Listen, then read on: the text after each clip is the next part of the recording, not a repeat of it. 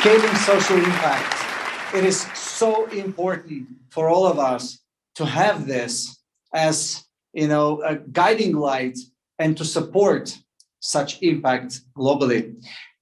We are moving next to another very interesting and challenging panel discussion. This time, we will move the focus, we will set the focus of the Global Webit Impact Week into the workflow and the future of work and jobs. And we have Jared Lindzon, journalist at Fast Company, Fortune, and others with us. Jared, it's such a changing world, isn't it? The world of work has changed dramatically in the last couple of years. And while we spent a lot of time discussing how things have been changing, it's important to look into the future and consider how these changes are going to be impacting us in the years ahead. And today we have a panel of experts who are here to discuss that very topic with you. My name is Jared Lindzon. I'm a freelance journalist, and I will be the moderator for this panel about the future of work and jobs, and specifically advantages to lift the workflow. I'm going to introduce each one of our speakers one by one, or give them a chance to introduce themselves, starting with Rolph van der Hoeven. Hello, everybody. I'm very glad to be at this discussion tonight, a very important discussion. I'm an Emeritus Professor at the University, Erasmus University in Rotterdam, and I worked 35 years for the United Nations, the International Labour Organization, and UNICEF. And one of my last activities in the UN was to be involved in Sustainable Development Goals. I've been one of the people behind the Sustainable Development Goal 8 on employment and number 10 on inequality. Thank you very much, Rolph. And next, I'd like to introduce Matt Cooper. Hi, Matt Cooper, CEO of Skillshare.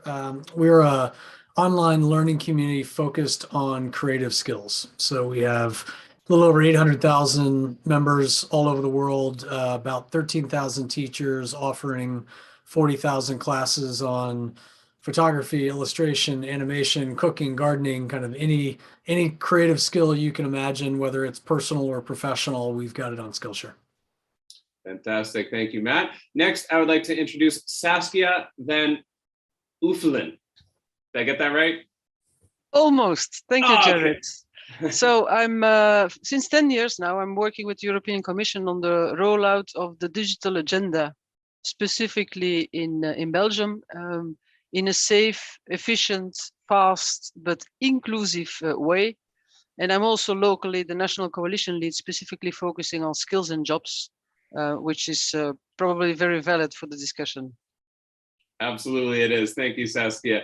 And finally, Bernhard Kowatsch. Thanks so much, Jared. Great to be here. I'm the head of the World Food Program's Innovation Accelerator. So we are looking for startups and innovations globally that can help us end hunger, which also includes new work and employment models, of course, for some of the most vulnerable people across the globe. Our portfolio this year has impacted more than 5 million people so far of innovations that we have supported. And besides that, we've also started actually running accelerator programs for other partners like the Bill and Melinda Gates Foundation and different other partners actually across different sustainable development goals, like for instance, like digital healthcare and other things, which brings me to this conversation here. Great to be here. Fantastic. Well, thank you all for being here. And now that we're all acquainted, let's jump right into the conversation. So first things first, so much has changed in the world of work, but so has the approach to education in the last few years. It used to be that you would spend the first portion of your life learning, the next portion of your life working, and finally the last portion of your life resting. It seems like there's a little bit more of each bleeding into each other. I'm curious, how has our approach to education changed as a result of not only the pandemic, but the rapid changes happening in the workforce in general? And why is it important for managers and business leaders to continue learning well after they have graduated from their primary education early on? And I'm going to start with our resident education expert, Matt. Feel free to begin us off here. Yeah, I mean, I think we had already seen sort of the trend toward ongoing particularly adult education and development, as you mentioned, that idea that you get into one job and stay there until you keel over dead of old age in your chair, that has long left us. But I think the old model of you need to learn something new, you run down, at least in the United States, you run down to the local community college, you pick up that skill, or your company brings in on-site training to help you learn that new thing. That is also gone. The world's just moving too quick. Skill development and sort of what is required is moving way too fast. So we had seen kind of this shift to online learning. We certainly saw it in our business and in similar models. I think COVID just accelerated it by a decade. And I think what we're seeing is a lot of the things that people weren't quite sure were going to work online, whether that was remote work, remote learning. Well, we figured it out pretty damn quickly because we had no choice. And there's a lot of advantage to it. I mean, our users are all over the world. Half of our users are outside of the US. 60% of our teachers are outside of the US. So it really is a global learning community, and it just gives people access to resources they would never have otherwise. Yeah, absolutely. Anybody else want to add to that? Yeah, Jared, if I Yes. may, and I think your example is very good because I'm from that age where the diploma was the key to the employment markets. And today, if I look to my children, they go to primary school, secondary school, and if they do high school, then they take a rest because I mean they've already worked very long, and they also want to see the world, so they travel around, and then they come back and they do some other studies which has nothing to do with the first ones, and then they sign a contract with a company which has nothing to do at all with the studies they've done. So if I compare my CV and my curriculum with theirs, I can understand that there is a complete different behavior. That's one thing. Secondly, we also need to realize that me being a digital champion, but not being an engineer, it requires me to reskill myself constantly, and that all jobs and all roles, from the smallest to the highest, have changed and will change because of the changes in the society, because of the changes of focus on sustainability, the green. The financial models are completely different, the international aspect. So everything is changing. So why would we still have a classical diploma as the one moment in your life where you have done something and only enjoying life at the last days? I prefer my children in that sense, I must admit. Well, I like the idea of the gap year, which is the example you provided here. That's a great example of how we're starting to take a different approach to education and dividing up the human life into, the learning time, the working time, and the resting time. But that's just a one little year-long sliver of change. How do you think those changes will impact, beyond that 1 year? Do you think that it's time to reevaluate how we approach education from the ground up? Do you think it's important for employers and organizations to put more of an emphasis on education? And Bernhard, let's start with you, if that's all right. Yeah, I actually think and this is an important aspect, specifically in the field where I work, which is focusing on innovations with startups, starting new things, because we need new approaches for ending hunger in particular, but also to solve some of the world's biggest challenges.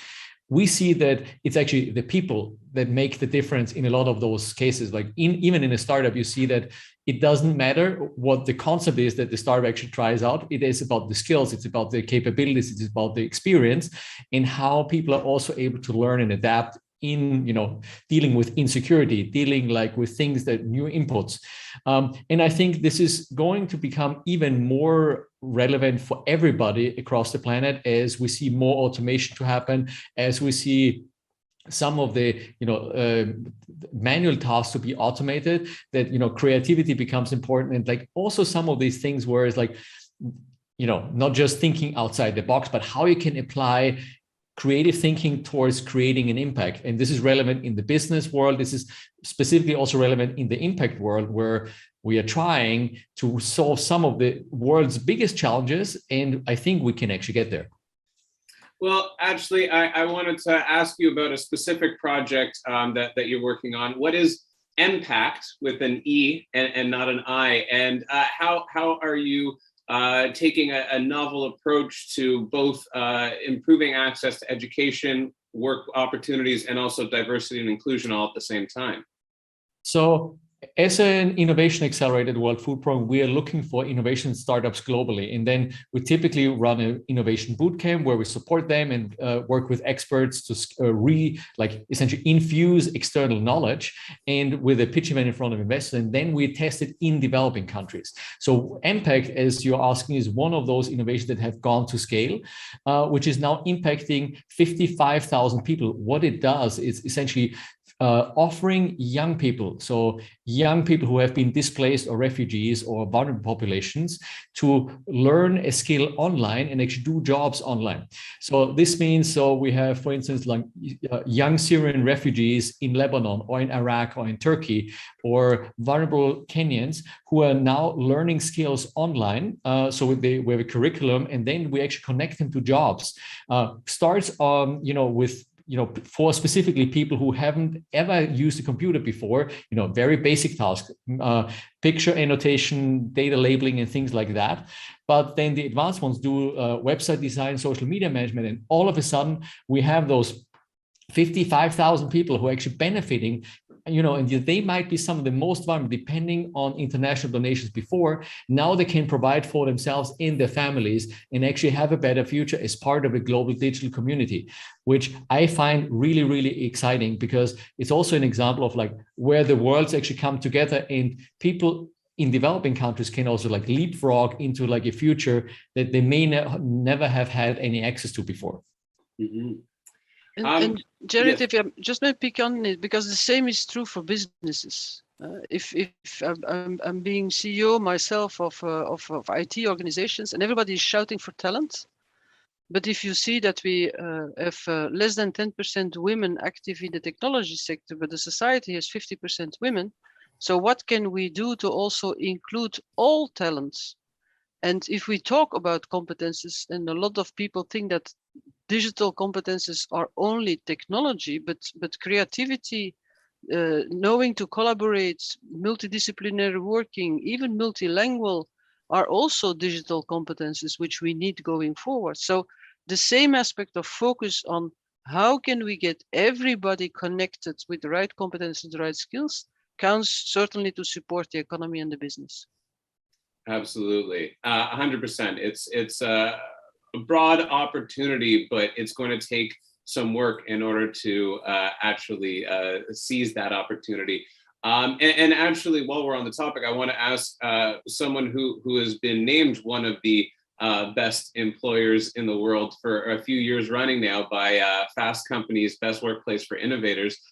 Bernhard, can you tell me how you build a winning culture, a desirable culture, an innovative culture that is, and the importance of inclusivity in achieving that success?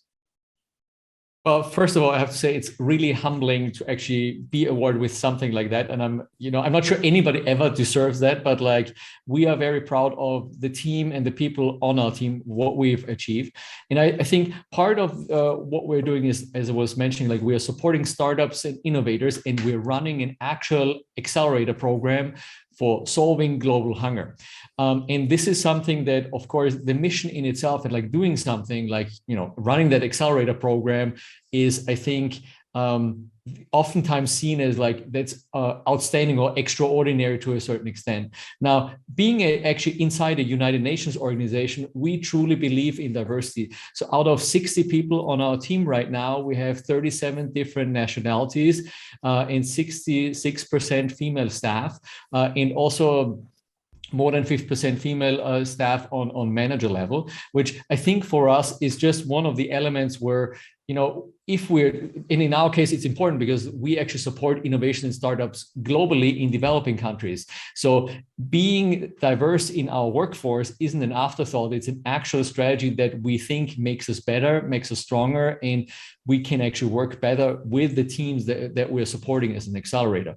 Now, and I think one of the elements that we actually have embraced is also new ways of working and like modernization in everything that we do. So we've always done this because we support startups in developing countries. So our global base is right now in Munich in Germany, but this meant like pre-pandemic, we would fly to those places. Now, obviously, we would always work with teams remotely, which means that we need to be the best in working together remotely. We need to be the best in collaboration. And I think we oftentimes have this moment where we are unhappy and we see all the things that are not working while we're pushing to the next level. And I think this is something that I take the approach that we have towards innovation. We need to solve a problem like for people, be user-centered, human-centered design, and keep on innovating for ourselves as well. Absolutely. And I also thank you for that. I want to bring in Professor Rolph van der Hoeven, because I know that you've done a lot of research into how the world of work and education is evolving right now as a result of the pandemic. Can you share some insights on some of your latest research and what effects you've observed of the pandemic on both employment and on well-being more broadly? Yeah, gladly. If you look at the effects of COVID-19, we can see that it has led to greater divergence within countries and between countries. And if you look at the within countries, we see that COVID-19 has much more affected the lower paid, the less educated. They were not able to cope with the consequences of the COVID. They could not tailor work. They had problems in getting around. You see that also in increases in unemployment. Between countries and in least developed countries and less developed countries, that's even more difficult because people don't have actually strict jobs. So if because of the lockdown or the decline in export products from their country, they don't have anything to do, they even are not unemployed, they're inactive. They just don't know how to cope anymore. So that has led to quite difficult situations. Now, the richer countries were able to use some unorthodox policies, the stimulus policies, in order to pep up the economy, to create demand so that the negative consequences from COVID could be counteracted. And we've seen that also on the stock exchange actually at the moment. But the least developed countries, because of their debt, and also restrictive rules of the financial institutions, IMF and World Bank, were not able to stimulate. And I made with some colleagues a calculation. A person in a least developed country, stimulus in a least developed country was only 1/400th of a stimulus in a developed country. It's a huge amount. The national product of a developed country compared to a least developed country is 14 times. But if you look at the actual stimulus figures per person, it's 400. So this is creating at the moment great problems. We have a least developed conference coming up next year, and quite some international measures should be taken. Now, on the world of work, and you ask also about that and inclusions, the post-COVID situation will actually lead us to not a question as business as usual, but more as business as unusual. But just before the COVID, we had the technology change, etc. Now, the question is, how can you learn from what happened in the COVID period for the development of the new technologies, which means teleworking and applications of technology. And again, it's the countries which are able to invest in education and innovation to do the most. And with my colleagues also in the Committee for Development Policies of the UN, we call that a moonshot scenario, in which the governments invest more in technology and education, which imply higher taxes, but because of the greater inequality, the people who earn more can pay much more taxes. So we should come to a kind of situations that we had after the Second World War, where there was much more solidarity between communities in order to face the aftermath of the COVID and the challenge of technology. I can tell you later on a bit more about some of the details. Thank you. Well, no, that's both a sort of bleak view of the reality of this situation with a little bit of optimism sprinkled in. I would personally be concerned that the level of cooperation and investment that would be required, especially between the haves and the have-nots, it's never difficult. It's never easy to make that happen, even in extraordinary times. You know, and that brings me to another thing that I wanted to discuss with you all, and I think it goes to your last point. The pandemic really highlighted inequalities and underlying structural issues that have existed for a long time, but went unaddressed and thus became much more exacerbated as a result of the pandemic. And I think access to education, you know, the economic situation, the career progression, there's a lot of different areas that have been impacted. And especially over the pandemic, we see the rich getting richer and the poor getting poorer, or the educated getting greater access to education and the least educated getting less access to education. We haven't done a great job of addressing these issues in the past, which is why there was so many, you know, going into the pandemic.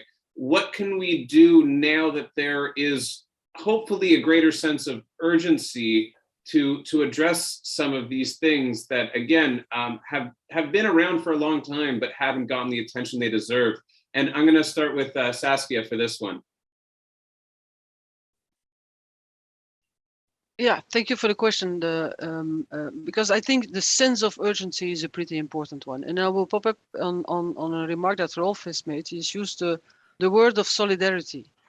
I think we have been pointing a lot to whom is the responsible is going to solve it. Is it the government, or it's the education, or it's the industry, or it's the social partners?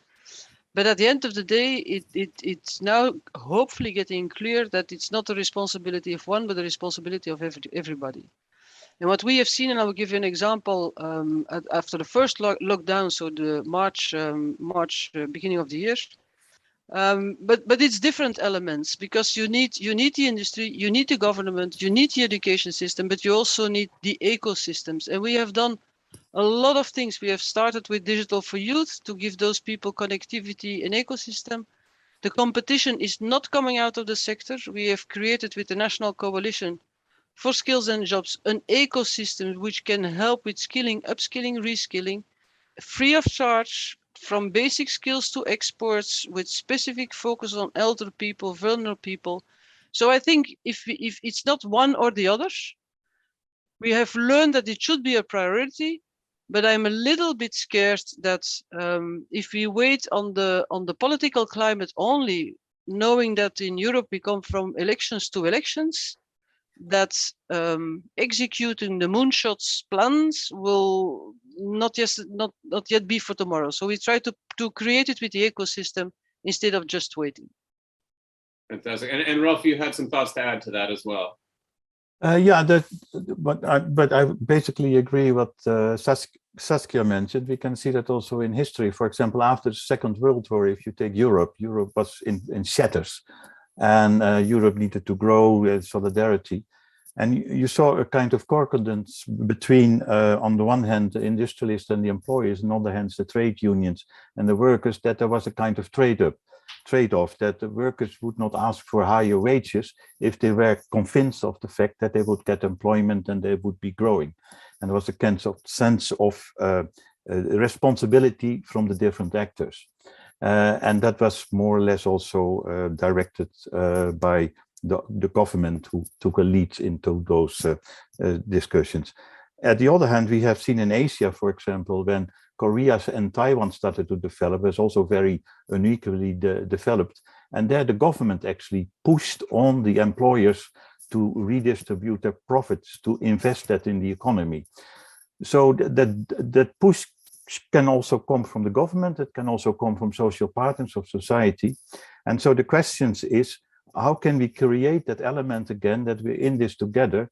And for that, I think it's important that there is much more information about what is happening, and that we need to get, as Saskia said, out of this political bubble, and that we need to create constructs where people can get together, and where this awareness that if we don't work together, it's only getting wrong. And we have seen in certain countries already that it's going that way. So I think it's also important of seminars like this to really sound the alarm bell. Thank you. Absolutely. And no, 100%. I'm glad that you made that point here. So some of the important partners that you mentioned are both government and the private institutions, and both can't be looking to the other to solve this issue. It's going to take some degree of cooperation. And on that note, I wanted to ask Matt about the role that private companies are going to play, specifically in the, as we discussed earlier, the need for education, for skills development, that is sort of your area of expertise right now. How can technology and private industry assist in what should be a global partnership to improve access to education and to ensure that people aren't being left behind by the digital divide? Yeah, and that's, as Rolph and Saskia were sort of talking through their points. I mean, I think the thing that jumps out at me is one of the great equalizers is just access to broadband internet. Yes. I mean, the sheer depth and breadth of free or very low cost resources available to you if you've got a reliable high-speed internet connection is pretty shocking. I mean, again, look at Skillshare, 40,000 classes online. You throw in, all of the free systems. You've got Khan Academy. You've got all of the major universities have classes that are up and available for free. There's a ton of information. If you are motivated and you've got access, it's just there for the taking. And so I think I think back to, development of, rural electricity in the US, rural postal service, rural communications, phone service. It took government support to get that access, which then opened up a whole new world for people in those areas. I think whether now it's either rural areas or even urban areas, in need of socioeconomic support, again, just giving them a high-speed broadband access point goes a long way. And then that enables marketplace, platform, community-driven businesses like Skillshare to deliver a much broader impact. And what we saw during COVID, it was interesting because I think a lot of the development that we've been talking about has been economic, professional, career development, which we saw a huge influx of people who were like, hey, my day job just dried up. It's a good time for me to go back to school and learn some new things so that I come out of this with a new toolkit. But we also saw a lot of people coming to us with this idea of sort of learning and creativity as self-care and mental health and wellness. All of their in-person activities, communities, connections evaporated overnight, and they needed to find something else. And they turned to creative hobbies and creative pursuits and an online community to find those connections that disappeared pretty quickly due to the pandemic. So I think it was interesting to see both the personal and the professional take off on Skillshare. I think I agree very much with that. I think just I could recall that internet was actually also a public investment. It was invested in the city where I live, Geneva, by the Center for Nuclear Research. And because of the government investment and the collaboration with scientists, something was offered to the world for free. And it is very important that new technologies, more investment in new technology takes place. And especially also subsidies from richer countries to poorer countries, that part of the development aid will be put in, as Matt said, broadband access and technical education for people. Yeah. There's 2 points that Matt made that I wanted to touch on there, but just to sort of summarize, it sounds like you're saying that internet is now a basic infrastructure, much in the same way that, access to railroads or mail or electricity or clean water has been in previous decades. And I think that has been borne out by the fact that a big part of, or one of the many parts of the infrastructure bill that is currently being debated in the United States is addressing the broadband internet in rural communities. It's seen as a priority now, enough so that it's in the infrastructure bill. Other private companies like SpaceX and others are trying to release some internet solutions, broadband access solutions that are more accessible, don't require a physical landline. But a lot of those solutions are being focused in the developed world. So I especially appreciate the point that this is going to require some resource sharing between the wealthier nations and less wealthy nations, or else that divide is only going to grow stronger. The other point that you mentioned that I also want to come back to, as we continue to discuss both access to education and the education that is needed in order to win the future, if you will.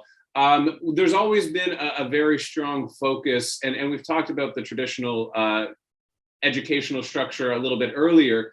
There's always been a focus on mastering a single hard skill, and in the early portion of your life, in your school years, and you take that education, and that provides a lifelong, ideally middle class or well-paying career that you can depend on those hard skills to carry you through the future.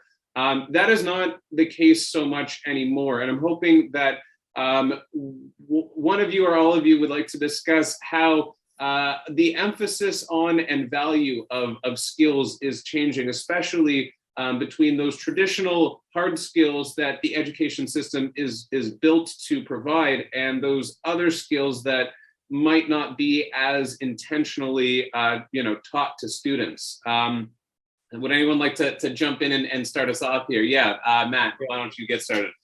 Yeah, I think Saskia made the point earlier around just the time and investment that goes into traditional education is pretty substantial. And, certainly in the US, the rising cost of secondary education is just, it's insane. And then you get out of school and you go straight to a company that then has to teach you everything you need to know to be useful.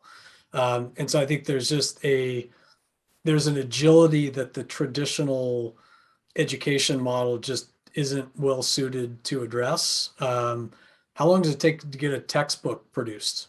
There are technologies popping up every day that they're just, traditional education is never going to be able to address that unless there's a fundamental change in the model. And there are lots of interesting online and sort of distributed approaches to this popping up.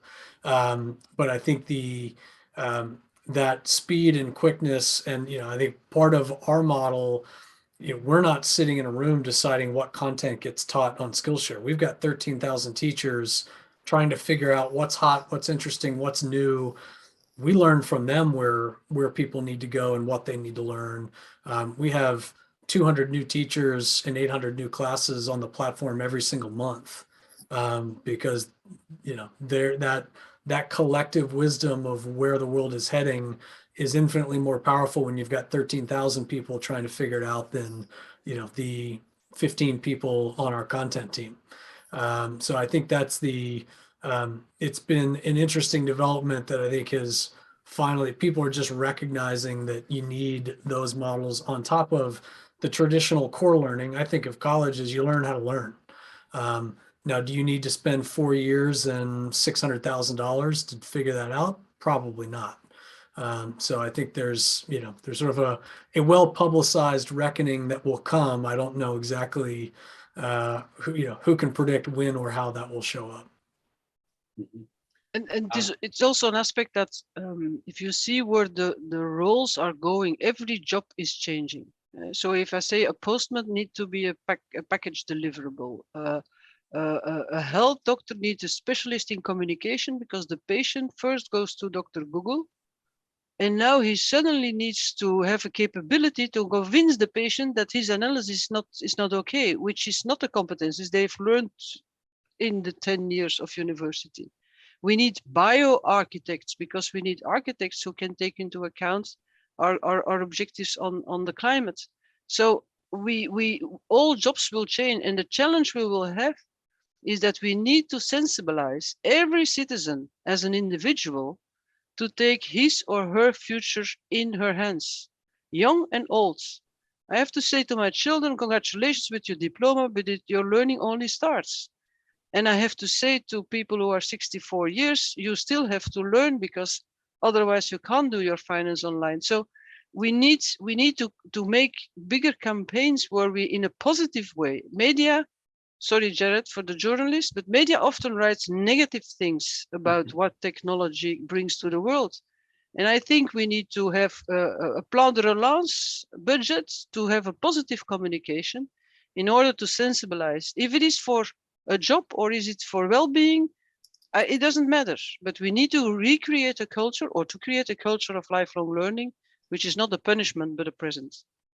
Absolutely. Well, I don't take it personally at all, Saskia, but I do appreciate that. I will say for as long as there has been progress in the world and in technology, there has been opposition and concern to that progress. I'm just want to say I do champion innovation in my writing, but I understand that the way in which the media generally portrays education is not necessarily helpful all the time. I also think that there is a generational divide here, and I did want to bring that up as well. One generation is being told things like, as Matt was saying, you're going to school to learn, how to be a self-sufficient learner so that you have the skills and abilities to continue learning after you graduate. They're being told that you're going to need a wider array of skills rather than a single, expertise in one area. It's better to have a diversity of skills, that soft skills matter as much as hard skills. But there's a lot of people that are already in the workforce that feel like they are done with their learning time, with their education, that weren't brought up to feel like or to be challenged to continue learning throughout their careers, that this is relatively new for them. They haven't been prepared for this new expectation. I think, again, younger people, I think, have an understanding that education doesn't end at graduation. How do you convince older generations who've maybe been in the workforce for a period of time and were never told that would be a requirement to go back and continue learning? And Rolph, let's start with you. Yeah, that's an interesting experiment with one of the European countries. That is Denmark. Denmark is also adhering to new technologies, etc.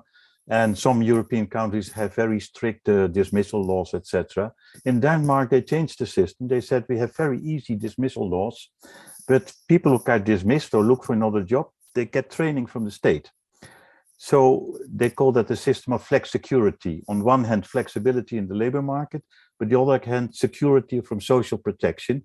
That costs a lot of money, but because of that investment which the Danish did in their population, there's much less uneasiness with unemployment. The trade unions are happy, and you see that the intellectual and the technology appreciation in Denmark and also in some other countries around it is much higher. But it needs a lot of government investment. And I just want to come back to an earlier point. We talked about the big SpaceX, etc. If we stop for a moment all those things going to the moon and we shift it horizontally and not vertically, and all that money, which at the moment Jeff Bezos and all these other people are spending, if you take that money, I think we can go very far. Thank you.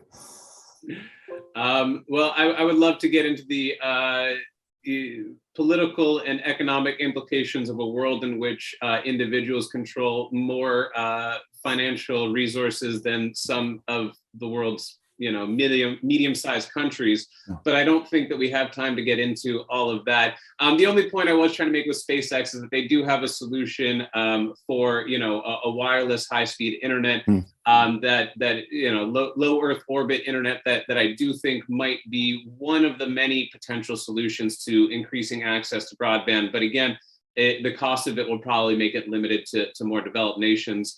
But I do agree that there is a lot to discuss there that we don't quite have time for. What we do have time for in the last few minutes that we have remaining, I'm hoping that each of you can provide a little bit of your vision, maybe both optimistic and more realistic of your prediction for the future of work, and particularly whether or not we're going to be able to overcome the challenges that we're facing in terms of increasing the access to education and ensuring that our workforce is ready to meet the challenges that are ahead.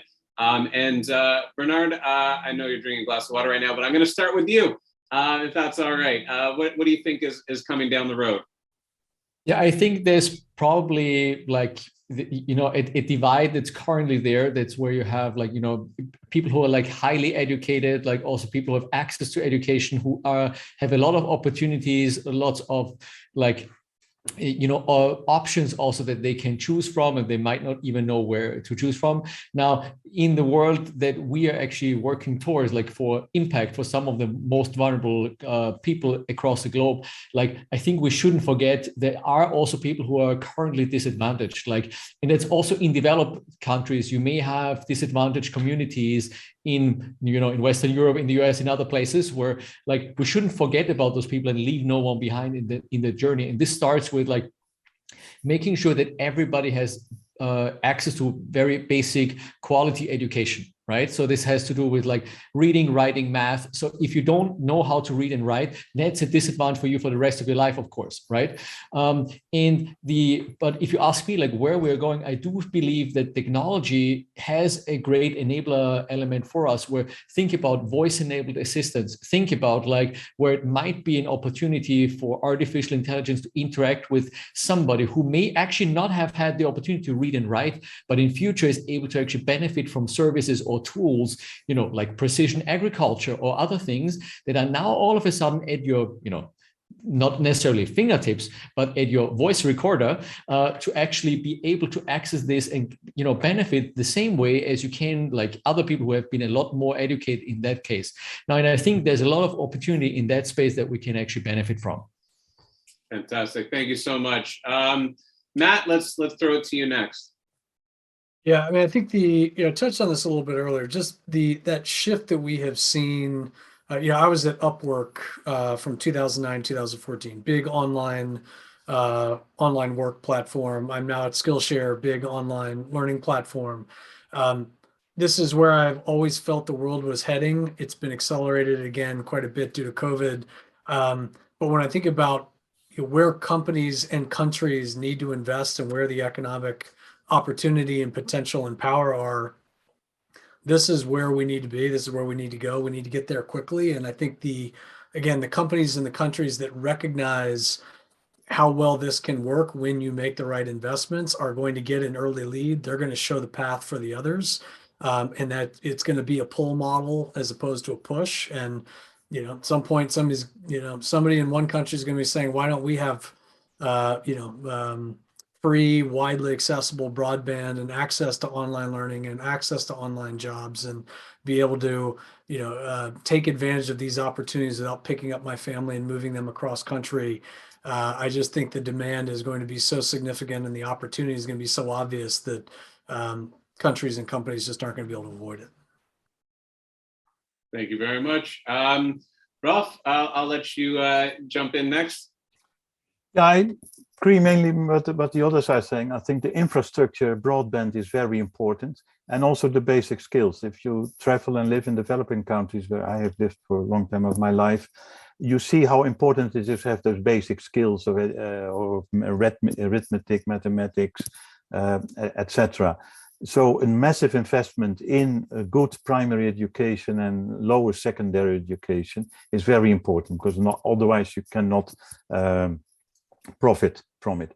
And secondly, believe in young children. If you see films of the people in Bangkok or in India, where young people look at the computer and in two weeks' time, they know how it works without really be instructed. So also provide physical instructor, computers, etc. So it's a question between the skills, the physical issues, and the massive investment in primary education, which is very important. We always underestimate the role of a primary teacher. Absolutely. And last but certainly not least, Saskia, let's get your final thoughts here.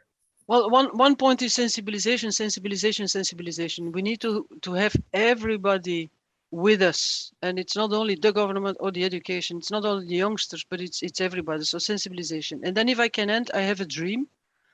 I dream that every individual would have a kind of a competence card. If he follows courses on Skillshare, or if he goes to the European Skills and Jobs platform and follows, or he gets it from an employer, or it has it from university, it doesn't matter.